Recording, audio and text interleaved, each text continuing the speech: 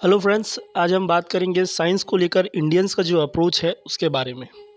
आखिर साइंस का भारत में हालत इतना ख़राब क्यों है? इन सब चीज़ पर आज हम विचार करेंगे। अब देखिए कि पूरे विश्व में भारत का आबादी जो है वो दूसरा सबसे ज़्यादा है, यानी कि लगभग 150 करोड़ की आबादी है। उसके बावजूद इतने सारे लोग हैं, फिर भी साइंस के क्षेत्र में आज तक भारत का योगदान क्या रहा है? कुछ कुछ खास वैसे योगदान तो रहा है नहीं। 1-2 गिने हुए योगदान हैं जिनको हम अक्सर बोला करते हैं, जैसे कि आर्यभट्ट ने शून्य का आविष्कार किया, रामानुजन, ऐसे 3-4 वैज्ञानिकों के नाम लेते हैं और उनके बारे में बात करते हैं अक्सर। ऐसा नहीं है कि ये योगदान छोटे-मोटे हैं, ये भी योगदान बहुत ही सर्वश्रेष्ठ है अपने आप में। लेकिन आपको नहीं लगता कि क्या इतने ही योगदान हम कर सकते थे विज्ञान के क्षेत्र में? इतनी सारी हमारी आबादी, इतने सारे हमारे देश में लोग हैं, उसके बावजूद आप देखिए कि भारत को आज तक, स्वतंत्र भारत को आज तक एक नोबेल प्राइज़ नहीं मिला है विज्ञान के क्षेत्र में। अब अगर विज्ञान के क्षेत्र में आप अगर नोबेल प्राइज़ का इतिहास देखते हैं तो 2009 में वेंकटरमन रामकृष्णन को केमिस्ट्री में मिला था, 1983 में सुब्रमण्यम चंद्रशेखर को फिजिक्स में मिला और 1968 में हरगोविंद खुराना को मेडिसिन में मिला। और भारत का पहला Nobel prize sir CV Raman को मिला था 1930 में। तो ये 4 लोग हैं जिनको नोबेल प्राइज़ विज्ञान के क्षेत्र में मिला है और चारों भारतीय हैं। लेकिन आपको ये पता होना चाहिए कि ये चारों भारतीय मूल के हैं। जैसे कि वेंकटरमन रामकृष्णन जो हैं वो भारतीय मूल के अमेरिकन ब्रिटिश हैं, यानी कि भारत में उनका जन्म तो हुआ लेकिन उन्होंने अपनी पढ़ाई, अपनी शोध, बाकी सभी काम अमेरिका में किया। और इसी तरह से अगर सुब्रमण्यम चंद्रशेखर की बात किया जाए तो वो भी भारतीय मूल के इंडियन अमेरिकन मैथमेटिक्स है। उसी तरह से हरगोविंद खुराना की बात किया जाए तो वो भी अमेरिकन बायोकेमिस्ट है। और रही बात सर सीवी रमन की, तो 1930 में जब उनको नोबेल प्राइज़ मिला उस समय भारत आज़ाद हुआ ही नहीं था, यानी कि उस समय के भारत को आप ब्रिटिश इंडिया कह सकते हैं। तो इंडिया एजुकेशन सिस्टम भी ब्रिटिश के अनुसार थी। तो ऐसे में हम अपनी आत्मसंतुष्टि के लिए कह तो सकते हैं कि हमारे पास भी बहुत सारे भारतीय जिनको नोबेल प्राइज़ मिला है, लेकिन वास्तव में अगर आप सोचते हैं तो पाएंगे कि इंडिया में, स्वतंत्र भारत में, यहीं का नागरिक, यहीं पर पढ़कर, यहीं पर शोध किया हुआ ऐसे किसी व्यक्ति को आज तक नोबेल प्राइज़ नहीं मिला है। और अगर इसके कारणों पर विचार किया जाए तो हम पाएंगे कि कुछ कमियां जो है हमारे एजुकेशन सिस्टम में वो देखने को मिलेगी। अब हमारी एजुकेशन सिस्टम की बात की जाए तो फिर आप पाएंगे कि हमारा जो एजुकेशन सिस्टम है वो सीखने के बजाय रटने पर ज़्यादा फोकस करता है।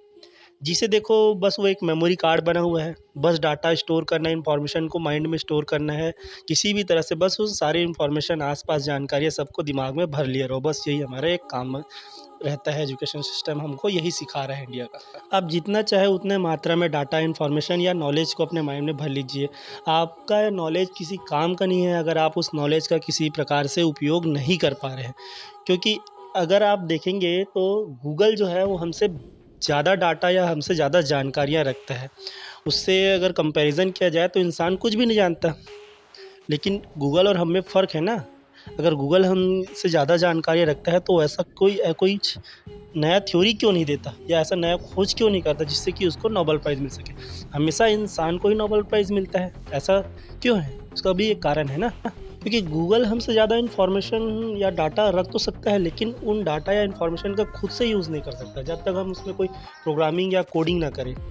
और यही फ़र्क है हम इंसानों और गूगल या कहें मशीनों में। तो जैसा हमारा एजुकेशन सिस्टम है वो हमको मशीन बनने पर मजबूर कर रहा है। केवल हम डाटा को, इन्फॉर्मेशन को अपने अंदर भरे जा रहे हैं और उनका यूज़ ही नहीं कर रहे हैं। अब आप देखिए कि जानकारियों को इकट्ठा करना और उन जानकारी या डाटा का उपयोग करना 2 अलग चीज़ें हैं।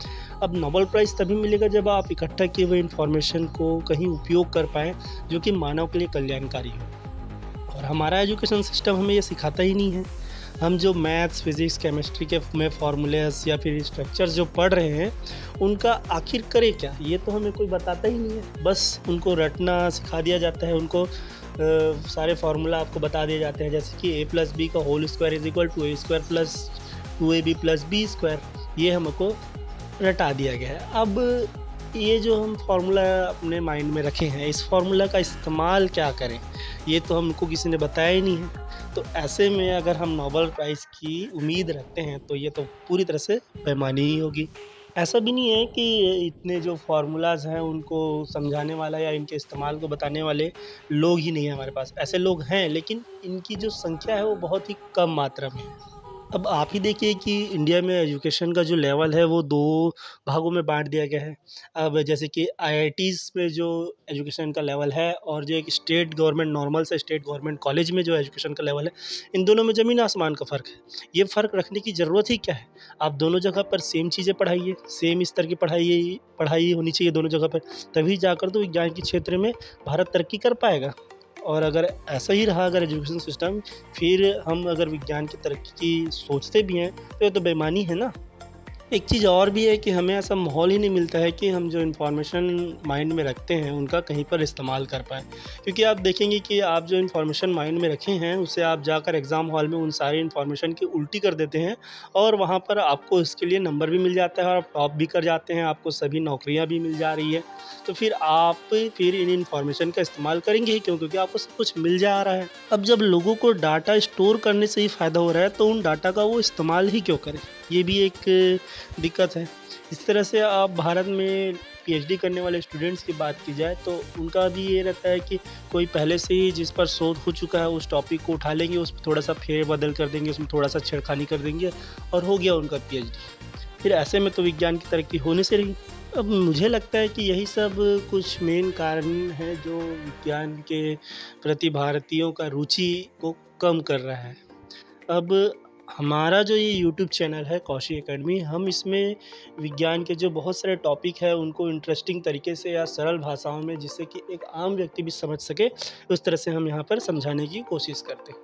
तो हम चाहेंगे कि आप हमारे इस यूट्यूब चैनल को लाइक करें, शेयर करें और सब्सक्राइब करें, ताकि हम आपके लिए विज्ञान के बहुत सारे नए टॉपिक्स एक सरल भाषा में आपके बीच लाते रहें।